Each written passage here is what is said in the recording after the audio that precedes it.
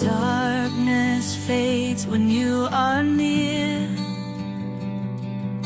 Your light breaks through our deepest fear. You make the broken heart rejoice. In you we find our voice. We lift you high above the skies. With every breath our praises rise. Your love, it never fades away. We worship you both night and day.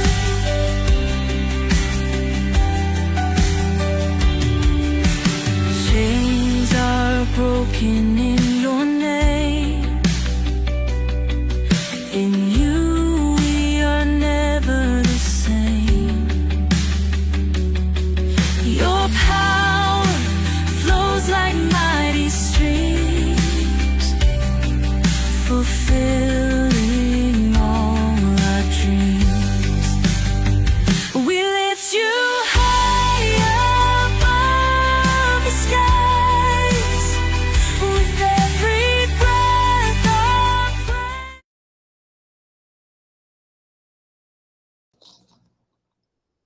Magandang gabi po mga kapatid. Ito po ang inyong lingkod, Bishop Ray Aramis ng Christian Cathedral Church na lagi nagtuturo at nagtatanggol ng katotohanan, yamang nagtutuwid naman ng mali o ng kamalian o ng hidwang pananampalataya. Ngayong gabi nandito po tayo sa ating tema ng Santo Niño, Batang Jesus, sapagkat nung nakalipas lamang pong ilang linggo ay nagkaroon ng tinatawag nating pagdiriwang sa tinatawag nating Santo Niño. At dahil dito, gusto po nating maunawaan, ito bang Santo Niño ay biblical o itinuturo ng banal na kasulatan. Ano ang Santo Niño? Tinanaw natin muna ang origin ng Santo Niño. Ang Santo Niño po ay Spanish word na ibig sabihin ay Holy Child o Batang Banal na titulo na tinatawag na Infant Jesus Christ.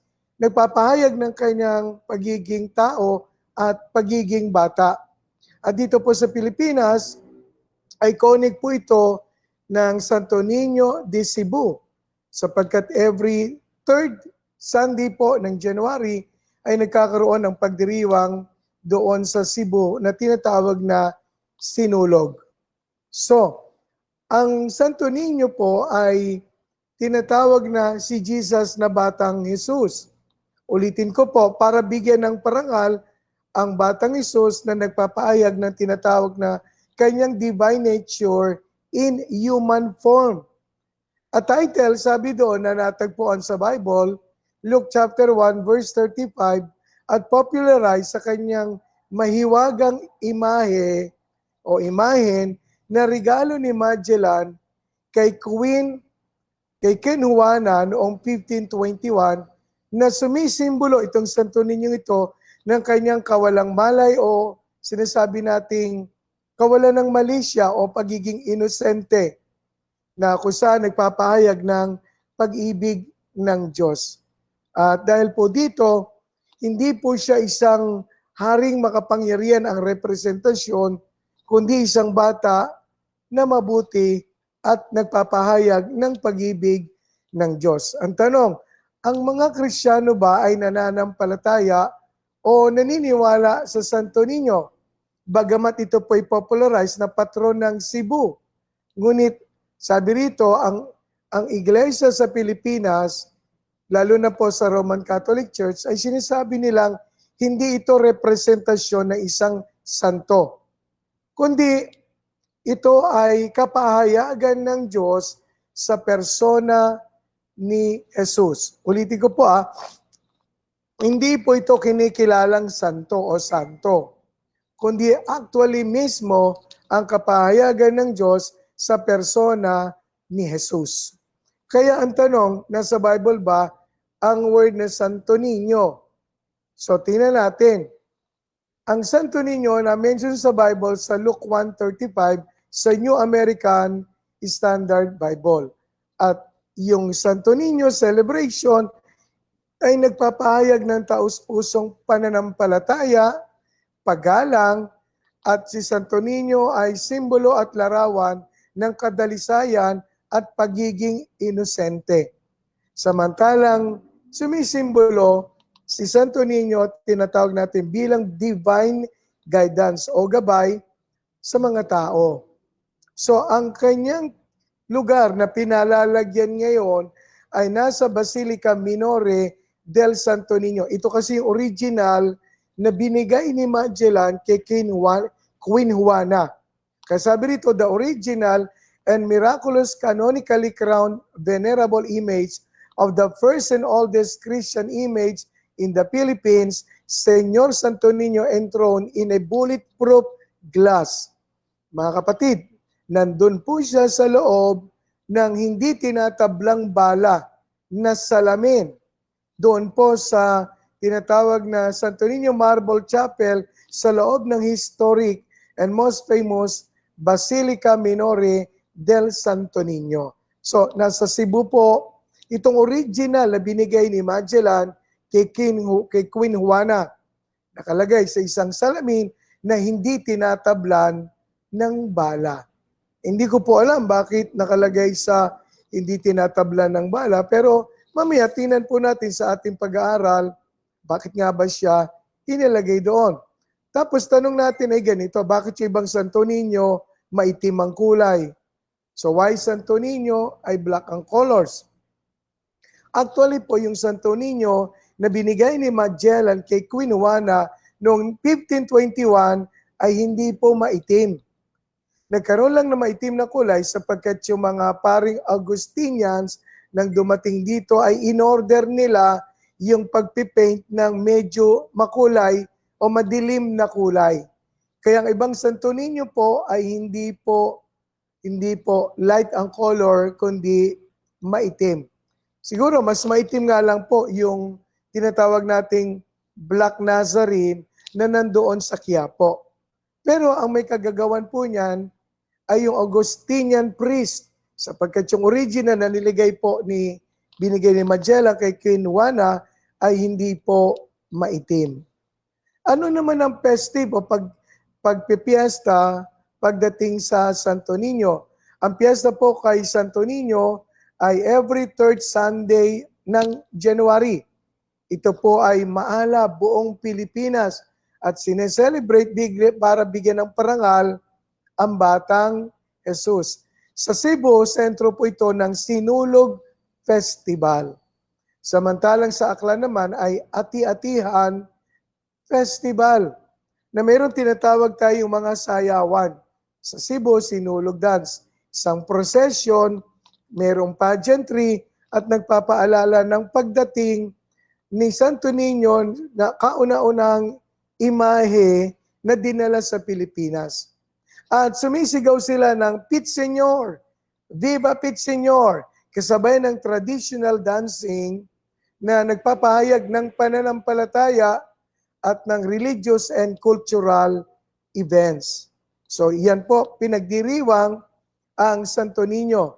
At dito makikita natin, sa larawan ay nandito po paano nila ito i-celebrate, dala-dala yung imahe o yung ribulto ni Santo Niño pagkatapos isinasayaw po ng mga tao. In fact, pagkaganyan pong mga panahon, yung mga may-ari ng kanilang ribulto, dinadala po ito sa panahon ng festival nila at pagkatapos nakita po natin na isinasayaw. So ganito po sineselebrate sa Cebu o sa Sinulog Festival yung mga larawan o mga ribulto ng Santo Niño. Ano naman po ibig sabihin ng Pit Señor? Sapagkat sumisigaw po sila na Viva Pit Señor habang sila po'y sumasayaw ng traditional dances o dancing sa sinulog.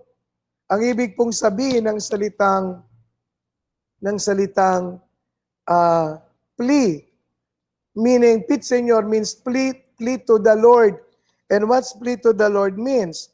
Plead to the Lord means, ang ibig po sabihin ng plead to the Lord ay magmakaawa o kaya po ay humingi ng tulong, humingi ng gabay, humingi ng pagpapala na galing at mula sa ating Diyos. So, dito po natin makikita na sumingi ang mga nagpo-procession o nagdiriwang kay Santo Niño ng gabay, pagpapasalamat, at pagdidebosyon o kapayagan ng kanilang malalim na devotion kasabay na rin ang pagmamakaawa at paghingi ng biyaya kay Santo Niño.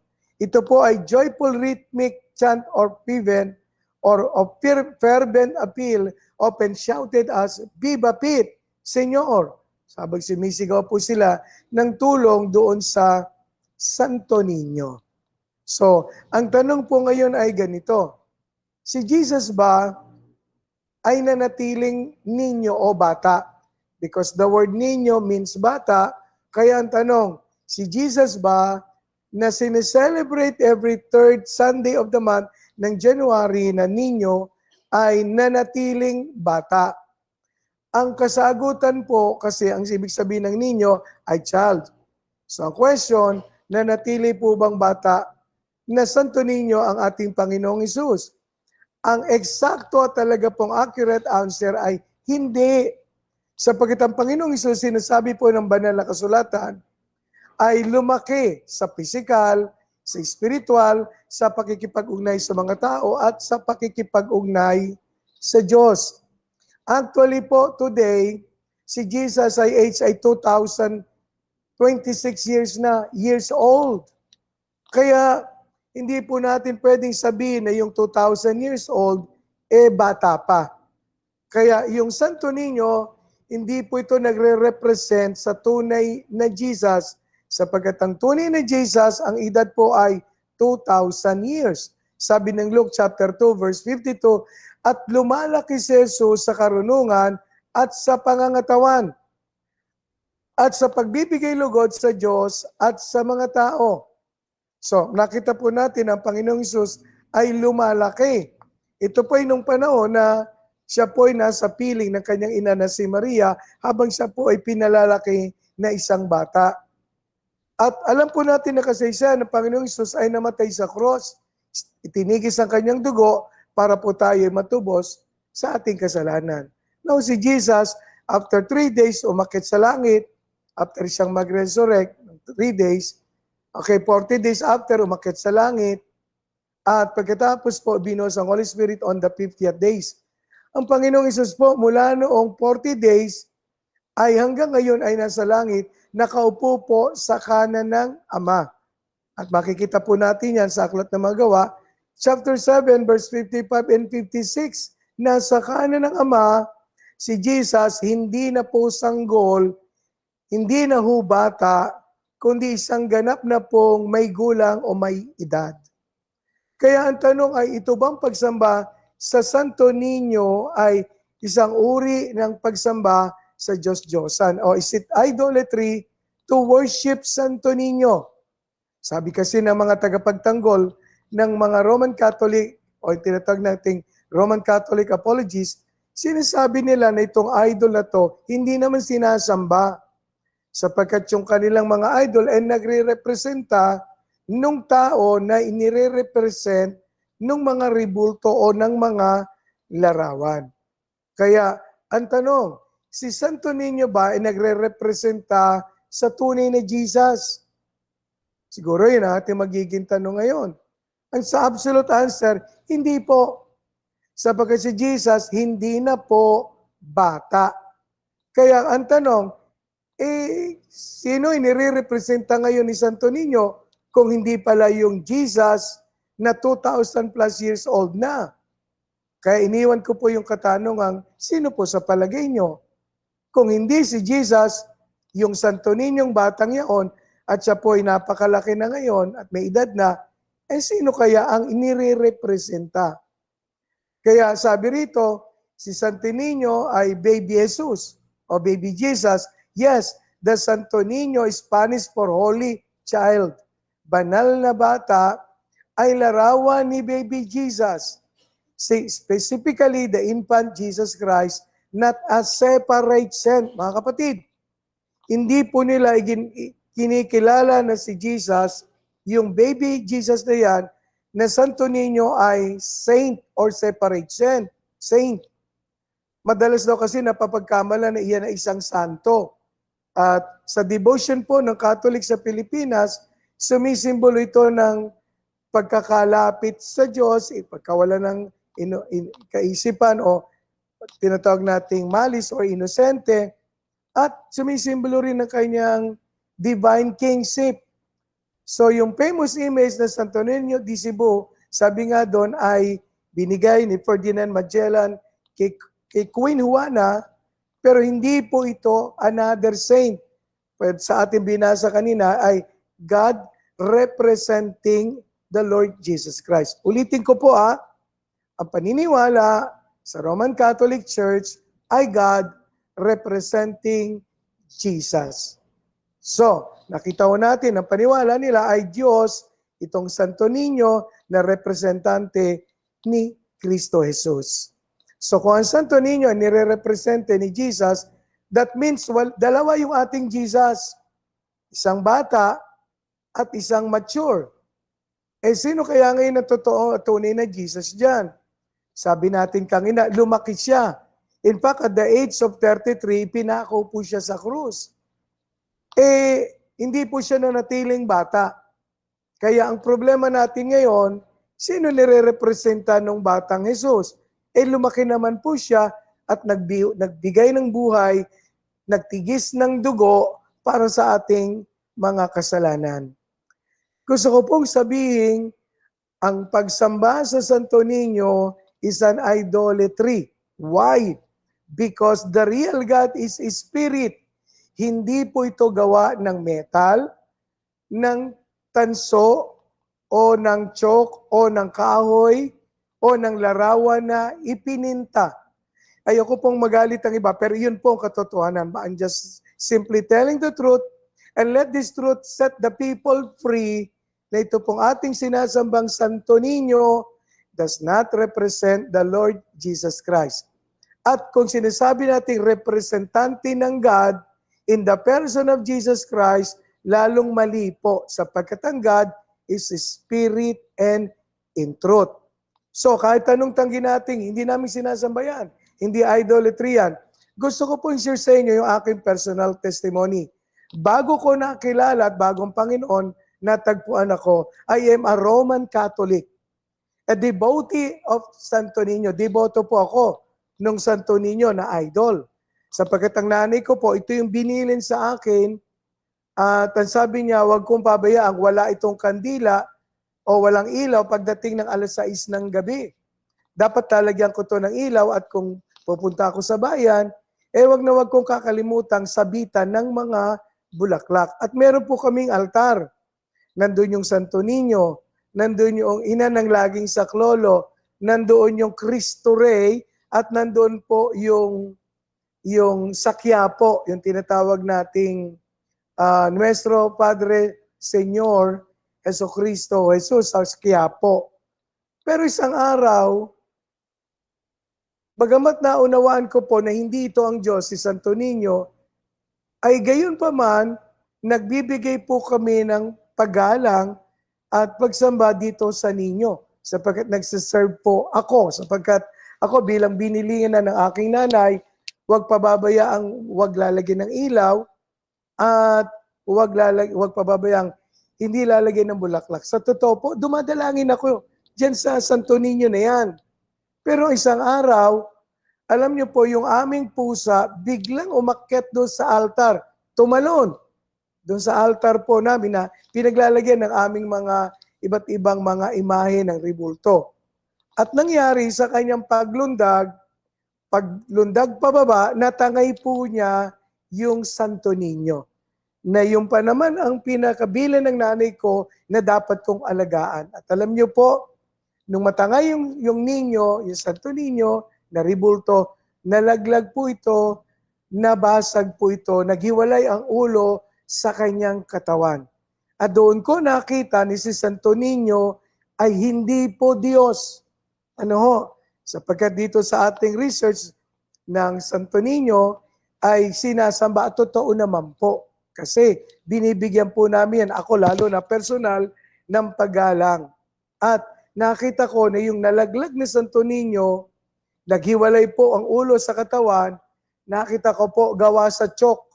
Tapos sa pagitan ng ulo at ng katawan, naghiwalay po yung ulo at katawan, lumabas po yung alambre. At nakita ko rin na yung aking Santo Niño ay pininturahan. At dito ko nakita na hindi pala totoong Diyos itong aking inaalagaan. And by that time, I look up to heaven. Tumingin po ako sa kalangitan, sa isang bukas na puso, tumawag ako sa Panginoon at sabi ko, Lord, would you reveal yourself to me so that I may know you, the real and true God? Sapagkat ang amin po sinasamba noon, rebulto, ang tawag dyan ay Diyos-Diyosan. Hindi naglipas mga ilang panahon, narinig ko pong ebanghelyo ng Panginoon Jesucristo na nagdala sa aking pananampalataya ngayon 46 years ago.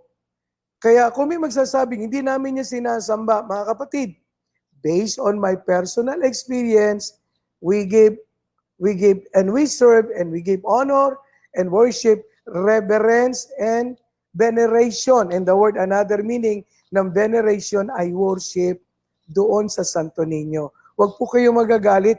I'm just simply telling the truth. Ako po ay isang debutanteng Santo Niño at isang Roman Catholic. Ito po ang tunay na Diyos po natin at ay Espiritu. At ang Diyos po ay isang Ama. Hindi po ninyo kasi yung ninyo bata eh. Ang banal na kasulatan ay nagsasabi ng ganito. At ang buhay na walang hanggan na ikaw ay makilala nila na isang Diyos na tunay at siyang iyong sinugo sa makatuwid bagay, si Kristo Jesus. Ang Panginoong Hesus po ay nanalangin, tumila sa langit at sabi niya, Ama, luwalatiin mo ang iyong anak. Tapos pagdating dito sa verse 3, sabi niya itong buhay na walang hanggan. Na ano? Na makilala kanila na iisang Diyos na tunay. Isa lamang daw pong Diyos na tunay. Hindi po Santo Niño. Ang Ama na nasa kalangitan na nagsugo sa kanyang bugtong na anak, ang Panginoong Jesucristo. Kaya maliwanag sa John 4:24, ang Diyos ay Espiritu. Ano ba ibig sabihin ng Espiritu? Walang buto, walang laman, walang dugo. Espiritu nga eh. Pero yung kanyang bugtong na anak na pinadala, may buto, may laman, may dugo na siyang pinantubos po sa atin sapagkat ang Panginoong Hesus po natin ay tagapagligtas ng ating mga kasalanan at siya po ang ating Savior. At dahil dito ang Diyos ay Espiritu, kaya dapat siyang sambahin sa Espiritu at sa katotohanan. Ng mga sa Kanya'y nagsisisamba ay kinakailangan. Those who worship Him must worship Him in Spirit and in truth. Walang ribulto, walang larawan, walang image kasi ang Espiritu po hindi nakikita. Pero nakakakita po sa atin. So ano ang consideration ng Roman Catholic sa Santo Niño? Sabi rito, the Santo Niño was popularly considered the official patron of Cebu. But the church in the Philippines suppressed the notion and clarified that it is not the representation of a saint that intercedes to God, but rather God in the person of Jesus. Rather God, ito daw pong Santo Niño ay Diyos na persona ng Panginoong Hesus. At I agree with that. Kasi ako po'y dating mananamba ng Santo Niño. Pinilingkuran ko po siya, inaalayan ko po siya ng mga bulaklak, ng ilaw, at saka pag dumadaan sa amin ng prosesyon ng Santo Niño, nandun po ako sa likod ng kanyang karo, dala-dala po ang kandila. So, kino-consider ba itong God? Yes, dito sa Pilipinas, na mga deboto ni Santo Niño. So, yun namang Pit Senyor. Viva Pit Senyor, ibig naman sabihin po ay manalangin, humingi ng awa, ng pagpapala at ng biyaya dito po sa Santo Niño during Sinulog Festival. In other words, dito sa Santo Niño humihingi ng biyaya at awa at pagpapala. Samantalang ang awa, ang biyaya at pagpapala ay sa itaas na Diyos po natin nagmumula at nanggagaling. Sapagkat sa Book of James, sabi doon, ay dumalangin kayo sa Diyos na Ama na hindi nagbabago, na kung saan lahat ng pagpapala ay galing mula sa itaas. So ang tanong, paano yung mga santo ninyo na gumagawa ng himala? Saan kapangyarihan galing to kung hindi to galing sa Diyos? So alam niyo po, sa totoo lang, meron dito noon na albularyo. Alam niyo albularyo? Mga parang doktor po yan eh. Okay? Na nanggagamot. Pero hindi sila tapos ng medisina. At meron dito sa amin, wala na ngayon dito, umalis na, lumipat na ng lugar, di ko na po alam kung saan. Yung may time na yung Santo Niño daw, sumasapi doon sa albularyo. At nagbabago yung kanyang boses, gaya ng bata. At pag nangyari po yon na yung Santo Niño sumapi o pumasok na doon sa albularyo, nagsisimula po itong manggamot. Mga kapatid, ang Panginoong Hesus ay hindi na po ninyo 2,026 years ago. Kaya kaninong kapangyarihan ito nagmumula at nanggaling. Kasi sumapi. Ang Panginoong Hesus po, hindi sumasapi. Ang kanyang banal na Espiritu, ang indwelling, nag-i-indwell sa atin. Sabi ng Romans chapter 8:9, ang sino mang hindi kinaroroonan ng Espiritu ni Kristo, hindi kay Kristo. Indwelling po ang ating Panginoon. Hindi possession. Tsaka hindi po nagbabago ang ating tinig kapag ka ang banal na Espiritu ay pumupuspos sa atin. Ito po, nagbago yung tinig. Talagang maririnig mo, boses bata. So kung gano'n, saan kapangyarihan to? Huwag ko kayong magagalit. Pero gusto ko po sabihin, sa 1 Corinthians 10:20, ganito pong nagalagay. Subalit sinasabi ko na mga bagay na inihahain ng mga hentil ay kanilang inihahain sa mga demonyo at hindi sa Diyos. At di ko ibig na kayo magkaroon ng pakikiisa sa mga demonyo. Sabi na Apostol Pablo sa mga taga-Korinto, may mga tao na nag-aandog sa ribulto. Pero hindi naman Diyos ang kanilang hinaandugan ng pagkain at ng mga bulaklak. Nagaya ko po noong araw, bulaklak lang. Kasi hindi naman po ako lahing Chinese para maglagay ng pagkain. Ilaw at bulaklak lang po ang aking sineserve doon sa aming Santo Niño. Maliwanag sabi po ng banal na kasulatan, hindi po ito sa Diyos iniaalay. Kaya binulat ng Panginoon ang aking mata nang malaglag yung aming Santo Niño, nabasag, nagiwalay ang ulo at ang katawan, doon ko po nakita ang buong katotohanan na ang Diyos, hindi po gawa ng kamay ng tao, siya pong gumawa sa atin, hindi nakikita, pero nakakakita sa atin. Makapangyarihan at hindi po kinakailangang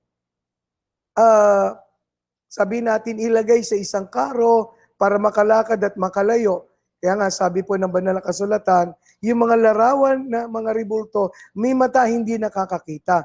May imulong, may hindi nakakaamoy. May bibig, hindi maibukat, hindi makapagsalita. May paa, hindi mailakad. May kamay, hindi naman maigalaw. Mga kapatid, ang Diyos po natin ay kabaliktaran ng mga larawan at ribulto na ating sinasamba. So wag ko kayo magtatampo at masasaktan. Yan pong buong katotohanan sapagkat yan po'y personal kong karanasan noong araw na hindi po ko po kilala ang ating Diyos. Kaya ang tanong, anong gagawin namin? Well, simple lang. Magbalik loob po tayo sa Diyos. Balik sa Diyos. At kagaya ko na makita ko, nagsisipo ako, tumingin na tawag sa Diyos, at tumawag ako sa tunay na Diyos, at ang sabi ko, Lord, magpakilala ka. Because deep down in my heart, I'm a religious person. Pero nung mabasag po yung ribulto, doon ko nakita ang buong katotohanan. Kaya ako po'y naniniklot sa inyo na mga mananamba ng Diyos-Diyosan, kagaya ko po noong araw na makilala ko ang Panginoon, bago ko nakilala, sumasamba po sa Diyos-Diyosan. Nung mangyari po yun, humingi ako ng tawad sa Diyos. At sabi ko, Lord, hindi pala ito tunay na Diyos. Gawa ito sa tiyok, pintura, alambre, at nahinulmahan ang gawa ng kamay ng tao. So, unang yung gawin ay magsisi. Humingi ng tawad sa Diyos at sabihin ang ating pagkakamali. Sapagkat ayaw po ng Diyos, ang tayo po'y sasamba sa larawan na ginawa ng kamay ng tao because our God is a spirit and truth. Pangalawa, simulan nating hanapin ang puso at isip ng ating Diyos sa kanyang salita, the Word of God. Sapagkat sa banal na kasulatan, 2 Timothy 3:16 and 17, ay ganito po ang nakasulat. Ang lahat ng mga kasulatan, referring to from Genesis to Revelation, ay kinasihan ng Diyos, ay mapapakinabangan din sa pagtuturo, sa pagsansala, sa pagsaway, sa ikatututo na nasa katwiran. Ito po ay sulat ni Apostol Pablo kay Timoteo. At ang sabi niya, ang banal na kasulatan ay magagamit at may pakinabang sa pagtuturo, sa pagsansala, sa pagsaway, sa ikatututo. Para saan? Para sa landas ng katwiran. At sabi pa rito, upang ang tao o lingkod ng Diyos ay maging sakdal, tinuruang lubos sa lahat ng mga gawang mabuti. Mga kapatid, if you want to find the truth is in the Word of God. Sapagkat ang sabi ng John 17:17, thy word is truth. And we can only know the truth through the Word. Sapagkat ang Bible ay nagpapahayag patungkol sa ating Panginoong Hesus. Ang daan, ang katotohanan, at ang buhay. So, hanapin natin ang kalooban ng kaisipan ng Lord sa pamamagitan ng kanyang salita. And then call on God and pray to God. Hindi po sa Diyos na representante ng kahoy, ng larawan, ng metal, o ng chalk, o ng larawan, o anuman. Just call on God. Kagaya ko po, sa panahon ngayon, I look at to heaven and I pray to the God na hindi ko po nakikita. Pero nakakakita sa akin at nagpapala po sa akin. So, yan lang po, ganyan lang po kasimple. Huwag natin pa sanang panatiling sarado ang ating mga mata, sarado mga isip, sarado mga puso, at sasabing, hindi, representante yan. Sige nga po, representante yan. Kaya nga, ang Santo Niño ay sa representante ba ni Jesus. Matanda na po si Jesus. May sapat na siyang gulang. Biro mo, 2,000 years.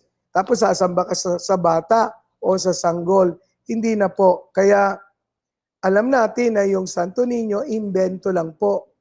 Dahil ang tunay na Diyos, hindi po maimbento. Manalangin din tayo, pumunta tayo sa isang church na nakabase ang aral sa banal na kasulatan. Hindi sa kanyang pangalan. Kahit ano pangalan ng iglesia. Sapagkat sa panahon po ngayon, na ating napapanood at nakikita, ang bawat reliyon nagsasabing kami, iglesyang itinatag ni Kristo. Wala pong pangalang inimbento, iniwan ng Panginoong Hesus na pangalan ng iglesia na siya pong magdadala ng katotohanan o kanya pong itinayo o itinindig. Ang tawag po sa kanya, overall, Churches of Christ. Mga, hindi iglesia ni Kristo, kundi mga iglesia ni Kristo. Another one, iglesia ng Diyos. Hindi po ito nagre-refer sa MCGI o kaya yung iglesia ni Kristo sa iglesia ni Felix Manalo. At ang nakalagay din po doon sa iglesia na nagkakatipon sa bahay. Iglesia sa Corinto, sa Efeso, sa Thessalonica, sa Colosas. So, wala pong pangalang binanggit. Ang importante po yung teachings kasi ang tawag sa iglesia ng Panginoon noon, the way. Mga disipulo na nasa landas o nasa katotohanan o the way. Or sa Acts 11:26, unang tinawag ang mga mananampalataya sa pangalang Kristiyano. Kaya wala pong definite na pangalang iniwan ng Panginoong Hesus na dapat nating puntahan o tayo umanib. Ang importante po, yung aral na kanilang dala. Si Kristo ba ay Diyos na nagkatawang tao at hindi po nanatiling bata, tumubos para sa ating kasalanan. At dadalhin po kayo ng Panginoon sa tamang iglesia sapagkat naghahanap po kayo ng katotohanan. Hindi po kayo dadalhin ng Panginoon sa mali. Bakit? Naghahanap kayo ng tama. Sabi ng Panginoon, kumatok ka, humanap ka, humingi ka, sapagkat ang bawat kumakatok, pinagbubuksan. Ang bawat humahanap, nakakasumpong. At ang bawat humihingi, binibigyan. Kaya if you want to the true church, ask and call on the Lord. At ang Diyos po natin ay mahabagin. Basta sa Diyos na hindi nakikita, look up to heaven because that is where the throne of God is. So ang tunay na Jesus, hindi po nanatiling ninyo. Si Niño, ang Santo Niño, at si Jesus ay dalawa po iyang identities. Magkaiba po sila. Ang isa ay full grown, ang isa ay nanatiling bata.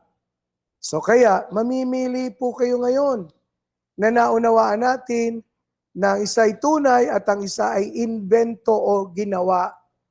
Ang isa may edad, ang isa po tunay. Sinong Jesus ang gusto niyo pong sundin?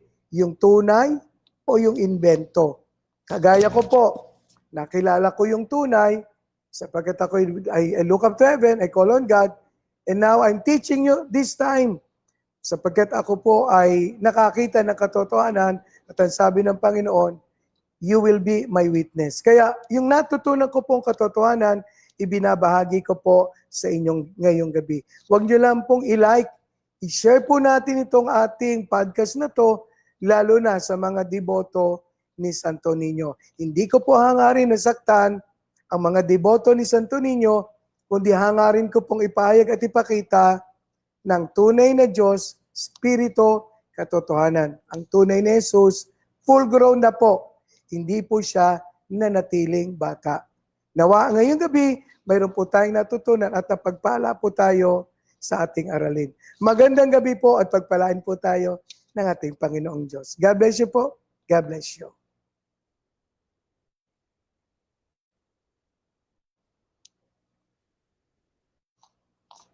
So shoutout muna mga kapatid sa ating nasa live at shoutout dito kay Rose Colante, Santiago, Eddie Panto, Nancy Saliente, shoutout din kay Virgilio Reyes, Evelyn Suaratos, ayan, shoutout din kay Lian Garon at kay Francisco Martin, shoutout din kay Reggie De La Cruz at kay Emmy Alfonso, shoutout sa kanya.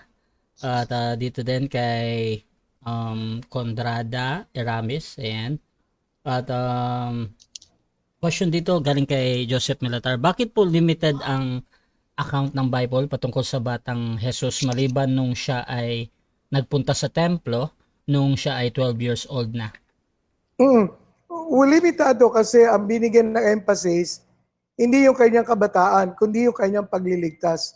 Kaya after na si Jesus pumunta sa templo, umuwi, at the age of 30, doon siya nagpasimula ng ministry.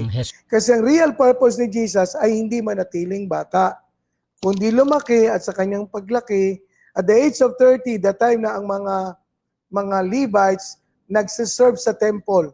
And remember, si Jesus ay high priest, nagserve siya at the age of 30, kaya pagkatapos nun, namatay sa cross, isinyat yung kanyang blood.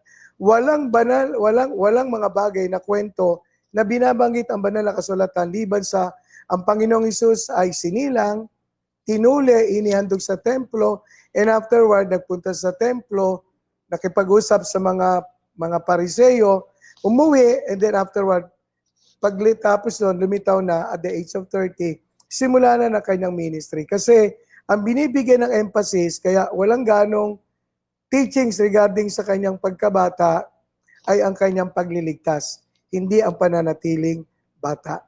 So yun ang ating kasagutan, Bro Rasha. Question ni Emmy Alfonso, Santo Niño nga ba ang tunay na tawag sa batang Jesus?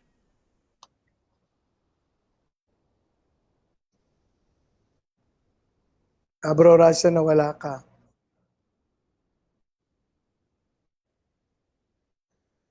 Well, pag sinabi kasing ninyo, yes, Bro Rasha. Pag sinabing ninyo means bata. Ngayon, kaya nilagyan ng Santo Niño, kasi yung batang iyon, sabi nila, si Jesus. Kaya lumalabas santo. Sa totoo lang, si Jesus, banal. Pero pag tinapit mo kasi yung salitang santo, kaya nga isa ito sa napapagkamalian na si Jesus ay isang santo. Na referring na parang yung mga santo na iba, kahit nilinaw na sa Roman Catholic Church, hindi siya santo. He is God. representing Jesus. So, katawagan po yon sa Roman Catholic Church yung word na Santo Niño. Pero ang binibigyan na emphasis doon, Niño, meaning bata. So, yun ang ating kasagutan, Bro Rasya.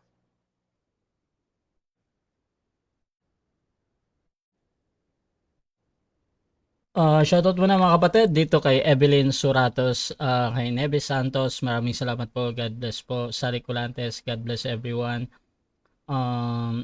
Sabi ni Sally Eramis, tama po na may ipinanganak na Jesus naging bata at lumaki.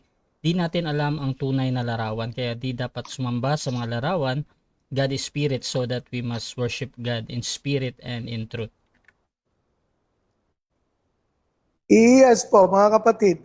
Meron totoong tunay na Jesus na isinilang. Tama po yung komento ng ating listener na yan. Kaya hindi po siya nanatiling bata. Isa pa, tama rin na wala pang photographer noong araw eh. Pero alam natin may mga sculptor. Kaya lang, remember, sabi ng Bible, God is spirit. So paano mo iguguhit sa larawan at ilililok sa kahoy yung Diyos na espiritu? Teka, ay si Jesus God na dumating sa laman. Ang problema, ang nakakita yung kanyang mga alagad. Walang nagpicture, walang naglilok, kaya wala pong naiwang larawan. Kaya tama, hindi tayo pwedeng gumawa at mag-imbento ng larawan ni Jesus at ng kanyang estatwa o maglilok. Kaya nga po sa pelikulang mga Jesus, sa movie, iba-ibang mukha na at tsura ng Jesus na gumaganap. Iba-ibang may maitim, may maputi, may kulot ang buhok, merong hindi kulot, may mahaba, may maikli. Kaya po talagang wala naman kasi nakakita sa Panginoong Jesus. Kaya sabi ng Word of God, huwag natin isipin na ang Diyos ay gaya ng ginto, pilak, o kaya po ay ng kahoy. So tama po yung comment ng isa nating kapatid na yan. Bro Rasya.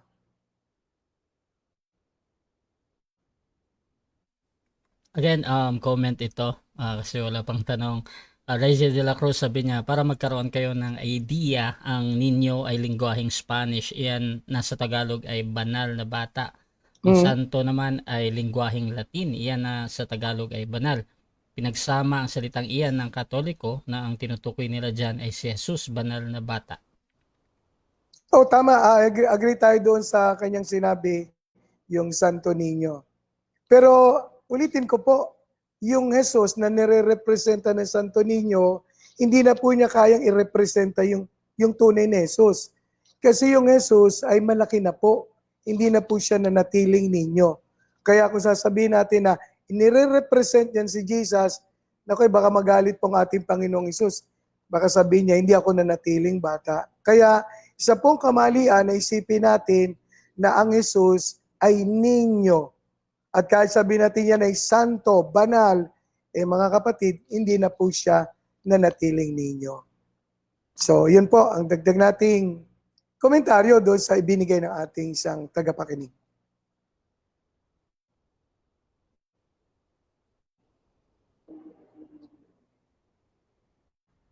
Another comment pa din ito, galing kay Nancy Saliente. Sabi niya, ang mata ng Panginoon ay nasa lahat ng dako, nagbabantay ng masama at mabuti. Yes, tama po. Kasi ang Diyos natin, ang isa sa omni niya, ay omnipresent. Yung nasa lahat siya ng lugar, sapagkat ang Diyos natin hindi nakalimitado. Yung pong ating Santo Niño, nasa Basilica Minora, doon sa Cebu, nandun lang po siya sa Cebu. At tapos ay nandun pa sa loob ng bulletproof. Iniisip ko nga kung may magtatangka ba sa kanyang patayin siya o barilin siya. Hindi naman po siya mamamatay sapagkat deadwood na po yun na ibinigay ni Ferdinand Magellan kay Queen Juana. So tama po na ang Diyos natin ay nakakakita sa atin na hindi natin nakikita. Kaya doon pa lang po maliwanag na maliwanag kung sino talaga ang tunay na Diyos, hindi po ninyo. So yun ang ating dagdag na komentaryo, Bro Rasya.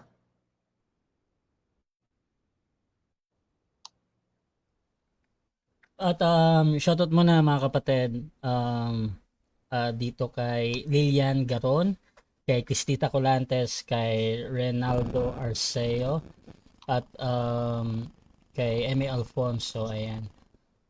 Sabi ni Emmy, high school ako nung pinag-pray kami, nakaramdam ako ng may naglalakad na batang Santo Niño, kaya yun, o bad spirit. Santo Niño kaya yun or bad spirit? Kung tatanungin niyo po ako, kasi si Jesus, hindi na po ninyo, malaki na siya, tapos naramdam niya may batang naglalakad, hindi po yun ang Panginoong Jesus. Tama siya, bad spirit yun na nag-i-imitate ng batang Jesus. Kasi naniniwala yung mga tao na tawag dito, may batang Jesus, may Santo Niño, kaya nga ganun po ang nangyayari. Gaya ng nabanggit ko kanina, dito po sa amin, wala na ngayon, umalis na, meron dito nag-o-opera noon na hindi gumagamit ng tawag natin dito, ng blade. Ang ginagamit lang niya ay kanyang daliri at nag-o-opera po siya kasi sumasapi sa kanya yung Santo Niño. Mga kapatid, yung sumasapi, hindi po yan gawain ng Panginoon. Yan pong pagsapi, gawain po yan ng demonyo o nung tinatawag natin mga bad spirits. So yun ang ating katugunan, Bro Rasya, hindi po yan ng Panginoon, bad spirit yan. Tama si Sister Emmy dyan. Okay, siguro final conclusion bro sa topic.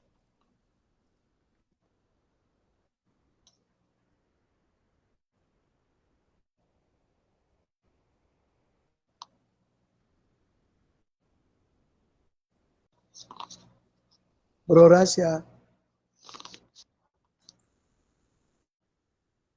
Bigla ka nawala, Bro Rasya. Okay.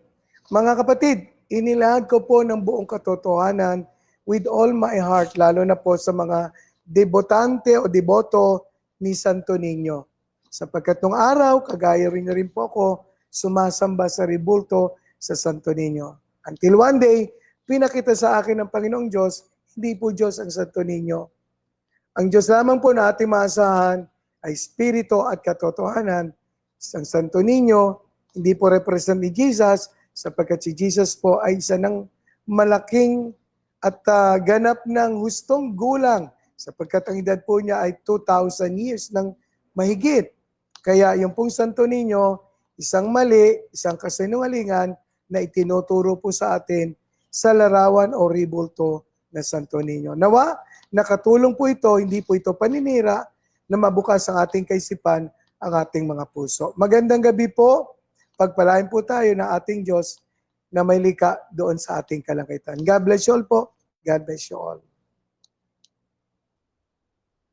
So dyan nagtatapos mga kapatid ang podcast ni Bishop Iramis ng Christian Cathedral Church. So kung gusto nyo magsuri pa sa CCC mga kapatid, pwede nyo siyang i-follow. At syempre, lagi siya dito nagla-live sa aking Russia TV mga kapatid. So every Monday yan 7 PM, so you can support him mga kapatid. At please subscribe yung ating YouTube channel Russia Debates, dahil lahat ng podcast ni Bishop Iramis ay nandun. So pwede nyong balik-balikan yung mga iba pa niyang pinapahayag dito mga kapatid. So you can follow also me, Russia Vista mga kapatid, para lagi kayong nakatutok dito. So maraming salamat mga kapatid. At sa susunod, again, magpo-post kami ulit ng mga susunod na topic with Bishop Iramis mga kapatid. At this is Admin Russia ng Russia TV, and we're out.